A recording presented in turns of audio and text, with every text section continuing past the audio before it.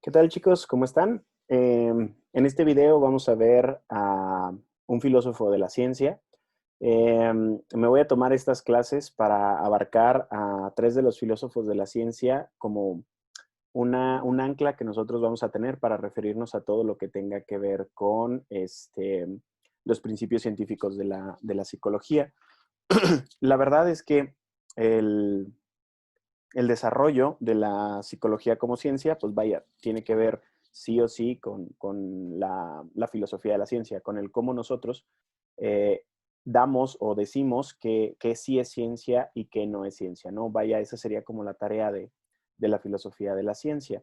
Y cuando nosotros nos refiramos a las teorías en el segundo y en el tercer parcial, cuando estemos viendo las teorías, pues vamos a estar como muy pendientes de los criterios que utilizaron estos filósofos para poder validar las teorías que nosotros tenemos. Entonces, pues bueno, primero que nada, vamos a ver al filósofo de la ciencia Karl Popper, que, pues vaya, en un desarrollo histórico es quien inicia con esta cuestión y pues de alguna forma es quien sienta las bases para poder hacer una diferenciación clara, ¿no? Y también se da la tarea de corregir algunas cuestiones que él veía como errores en la concepción de ciencia que teníamos. Para empezar, para los científicos, antes de Popper, o para el desarrollo científico, pues la idea era que nosotros hacíamos ciencia a través de la mera observación, lo que le llaman observación empírica, o sea, tú te pones a ver algo y pues describes el fenómeno tal cual es. El problema que veía Popper en esto es que cuando tú ves un fenómeno, pues hay diferentes elementos del fenómeno.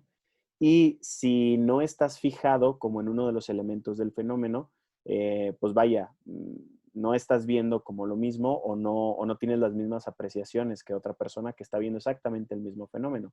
Entonces, hay que definir primero que nada qué parte del fenómeno estamos viendo o cuáles son los elementos que nos interesan en esa observación en concreto del fenómeno. Entonces, primero que nada, hay que plantearse un problema, o sea, hay que plantearse la relación entre dos o más de las variables que estamos observando en ese momento, o mejor dicho, dos o más de las variables que nosotros vamos a observar cómo se comportan. Precisamente por eso, en todas las investigaciones, sean de psicología o no, se separa por variables. De hecho, cuando ustedes hagan su tesis, pues van a tener que poner las variables de su tesis y no van a poner todas las variables de un fenómeno, sino que van a poner las que les interesa a ustedes en su tesis. ¿Por qué? Pues porque de otra manera sería una locura. ¿Cómo se logra ver como todo el fenómeno? Pues la investigación de fulanito, de sutanito, de manganito, bla, bla, bla, bla, y todas esas se conjuntan como para ver el fenómeno completo. Entonces, lo primero es que la actividad científica no empieza con la observación empírica. En realidad empieza con la observación de un problema. Había un ejemplo por ahí que leí en una de sus bibliografías, donde biografías, dije bibliografías, ¿verdad? En una de sus biografías, donde pone a sus alumnos a decirles, observen el lápiz, ¿no? Observan el lápiz y descríbanlo. Y las descripciones, pues si bien de alguna manera contenían ciertos elementos del lápiz, pues en realidad eh, no generaban datos relevantes. Entonces él decía que la observación por sí misma pues era absurda, ¿no? Entonces había que plantearse como, bueno, está el lápiz, pero ¿qué relación tiene con el papel? Bueno, está el lápiz, pero ¿qué relación tiene con la mano? Bueno, está el lápiz, ¿qué relación tiene con el espacio donde está? Y así sucesivamente. O sea, eso, el problema, que es lo que le llama él a esta pregunta que nos hacemos, es lo que nosotros vamos a observar, ¿no? Entonces, pues la actividad científica empieza con eso, empieza con un problema y el problema determina qué es lo que van a ver los observadores, vaya, a qué le van a prestar atención, ¿sale? Eh, Cuando nosotros le prestamos atención a algo, pues obviamente nos podemos perder un poco de lo demás, pero pues precisamente por eso podemos regresarnos y ver el fenómeno como con otro problema, ¿no? Incluso, por ejemplo, si nuestras observaciones en un principio no dijeron nada y así sucesivamente. Un segundo paso, el primero es el problema, un segundo paso de la actividad científica sería proponer una solución. O sea, hay un problema, ahí es por qué pasa esto, entonces pues tú propones una solución, ¿sí? Una solución que pues vaya, esta sería tu hipótesis. La hipótesis de cómo el elemento A se relaciona con el elemento B de mi fenómeno. Cómo se relaciona, por ejemplo, el bajo nivel socioeconómico con la violencia, por ejemplo. Esas serían como mis dos variables. ¿Cómo se relacionan? Bueno, pues yo puedo lanzar una hipótesis y decir, se relacionan de esta manera, ¿no? Hay una correlación positiva, o sea, entre menor nivel socioeconómico, menor violencia, o al revés, inversamente proporcional, donde a menor nivel socioeconómico, mayor violencia, ¿no? Lo puedo plantear como yo quiera, esa sería mi hipótesis. Luego viene el tercer paso. El tercer paso es encontrar las fallas en las conjeturas que yo hice. Vaya, ya una vez que he hecho estos tres pasos, yo me voy al fenómeno, o sea, me voy, por ejemplo, a una colonia de escasos recursos y observo la violencia que hay ahí. Y a lo mejor sale que no es cierto, o sea, no hay relación o no, no hay como una... vaya, mi hipótesis de alguna manera está equivocada o eliminé alguno de los factores sin haberme dado cuenta, entonces me tendría que regresar al primer paso, plantear nuevamente el problema, luego hacer una conjetura diferente o a lo mejor me puedo quedar con el problema anterior, pero tengo que hacer una conjetura diferente y luego encontrar la falla. La falla siempre se encuentra ya una vez observando, ya una vez que observas, pues dices, bueno, estas cosas no, no se relacionan o este factor este resultado puede pasar, o no este factor que yo pensé que era determinante, ¿no? Cosas como esas. Entonces, tendríamos pues que el desarrollo popperiano o de Karl Popper en cuanto a la ciencia es primero plantear un problema, luego hacer las teorías o las conjeturas que hay al respecto y luego al final hay que hacer crítica a las teorías o a las conjeturas, ¿sí? Ya una vez, bueno, pasamos este proceso, como habíamos visto, y luego ya se genera, pues, lo que es una teoría, por ejemplo, ¿no? La teoría de cómo, del aprendizaje, por ejemplo, piagetano. Pues bueno, ya una vez que tenemos la teoría, de todas maneras tenemos que tratar de encontrarle fallas. ¿Por qué queremos encontrarle fallas a la teoría? Pues porque tenemos la idea de que en un principio, pues se nos pasó algo, ¿no? De que la teoría es perfectible, de que de alguna manera, si yo descubro algún elemento nuevo de la teoría y lo relaciono con las conjeturas anteriores, puede que algunas se deshagan o algunas se fortalezcan, ¿sí? Más o menos. Entonces, esa sería la cuestión. Y estos tres pasos son cíclicos, o sea, llego, si cuando hago las críticas encuentro alguna falla, pues entonces me regreso a la cuestión del problema. Y el problema sería pues la falla que encontré y luego hago conjeturas de la falla y luego así es como la ciencia va avanzando poco a poco. Y las teorías se van haciendo como más robustas y van entendiendo mejor el fenómeno. O al contrario, puede pasar que las teorías pues se desmoronen, ¿no? Les ponía el ejemplo por ahí en clase del psicoanálisis, ¿no? Que pues en un principio se plantearon varias conjeturas psicoanalistas, pero pues con el tiempo se fue viendo que eran infalseables y de alguna manera pues no se podía llegar a una conclusión de si estaba o no estaba, tú tenías que creerlo. Entonces por ahí algunos filósofos de la ciencia pues lo clasificaron más bien como una creencia que como una teoría, ¿no? O sea, tú tenías que creer que ahí estaban las cosas, pero pues no había evidencia de que ahí estuvieran y peor, no se podía sacar evidencia de ninguna manera porque eran hechos inmateriales, ¿no? Como el inconsciente, el trauma, bla, bla, bla. Entonces, pues bueno, este señor es el que establece el principio de falseabilidad, o sea, que nosotros para poder enunciar una teoría o para poder enunciar una hipótesis, esta hipótesis en sí misma tiene que tener el potencial de ser falseada. O sea, si yo digo que están correlacionados o que un elemento de la teoría que menciono causa otro de los elementos o mínimo están relacionados, pues yo tengo que dar como elementos para que se pueda construir un experimento para que se pueda comprobar si sí o si no. Si yo estoy hablando de cosas que no se pueden comprobar o que no se pueden falsear, entonces no estoy hablando de ciencia. ¿Se fijan cómo Popper sienta las bases para que nosotros podamos decir, ah, ok, ok, ok, esto no es ciencia, esto es como otra cosa, es por ejemplo una creencia? O a lo mejor tiene que ver con una idea que depende como de varios factores, que estos factores no se representan en todo el fenómeno. O tiene que ver con X o Y cosa, ¿no? Pero que nosotros podamos diferenciar lo que sí es ciencia de todo lo otro que no es ciencia.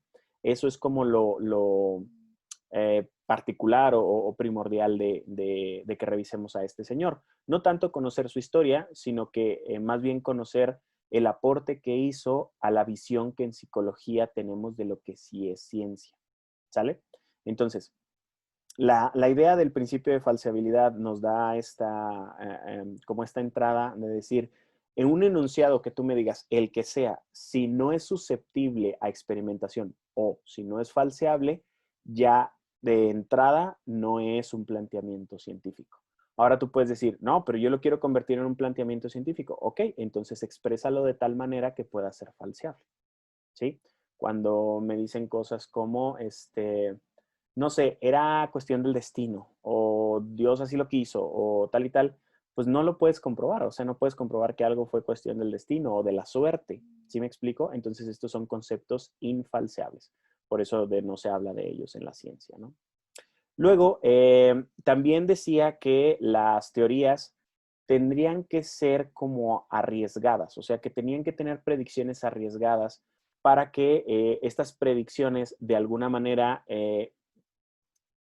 se dirijan a desafiar el campo en el cual están cimentadas, ¿no? Por ejemplo, ahorita nosotros tenemos teorías de cómo funciona, por ejemplo, la toma de decisiones, cómo le hacemos nosotros para tomar decisiones. Pero si tú estudias la teoría, pues te puedes dar cuenta que hay un elemento que falta. Puedes generar una nueva teoría, pero esta nueva teoría, según Popper, debe de tener elementos que sirvan para predecir conductas que anteriormente no se han descubierto, para predecir cosas del comportamiento humano que anteriormente no conocíamos. Entonces, estas predicciones siempre tienen que empujar a la ciencia. O sea, él decía, no tiene caso de que nosotros tengamos una teoría que no predice ya cosas nuevas y la cambiemos por otra teoría que pues no predice ya cosas nuevas, o sea, que nada más describe lo que ya está. Eso no tiene caso, dice, las teorías deben de ser novedosas en ese sentido, deben de tener predicciones que nos encaminen hacia seguir descubriendo los fenómenos, ¿no?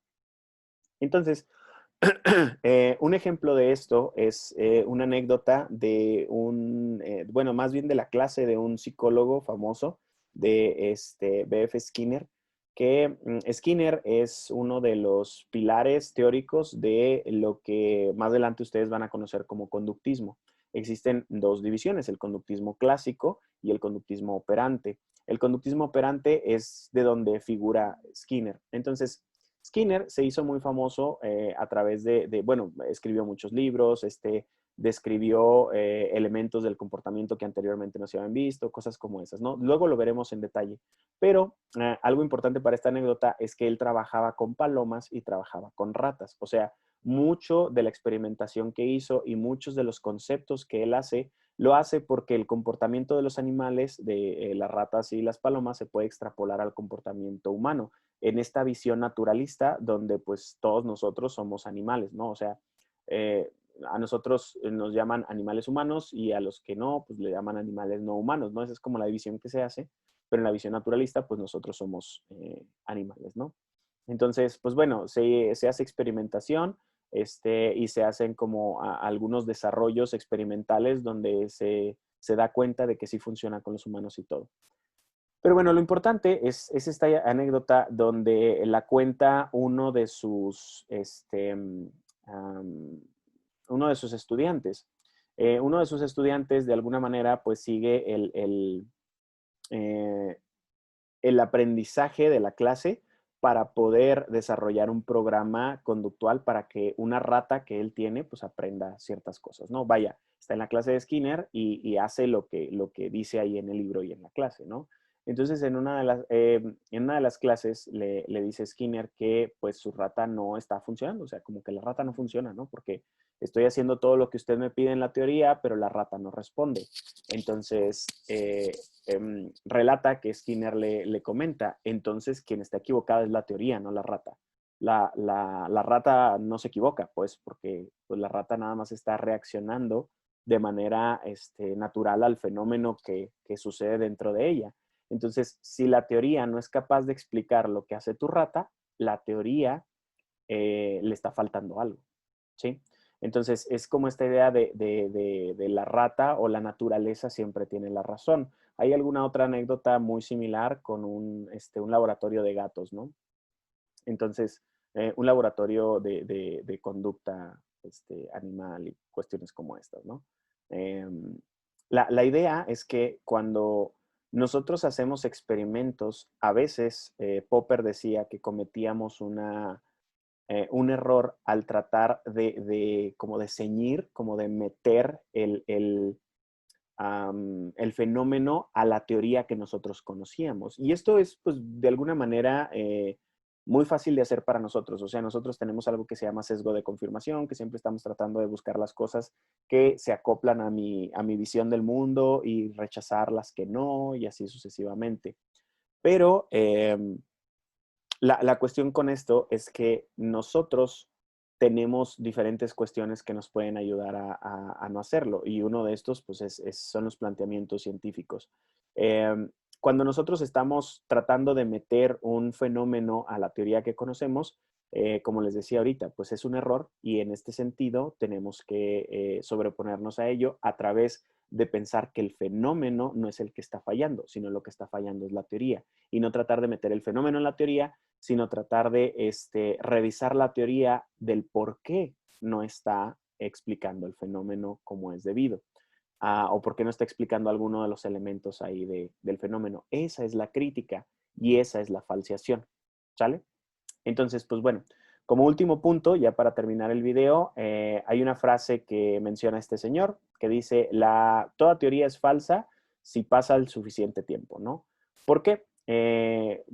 Lo dice de esta manera, digo, exactamente no sé el contexto, pero en una idea, toda teoría puede ampliarse, o sea, toda teoría que nosotros tenemos es susceptible a que la sustituya una teoría mejor, una teoría que explique mejor los elementos que están sucediendo. Le pasó a Newton con Einstein, ¿no? O sea, la teoría de la gravitación universal, pues en algunos escenarios es sustituida por la teoría de la relatividad general y especial, ¿no? Entonces, pues bueno, este tipo de cuestiones también las tenemos en psicología. Tenemos teorías del aprendizaje, pero como el aprendizaje es tan amplio, pues cada teórico del aprendizaje a veces se basa, pero a veces se basa en uno, pero le añade como nuevos elementos.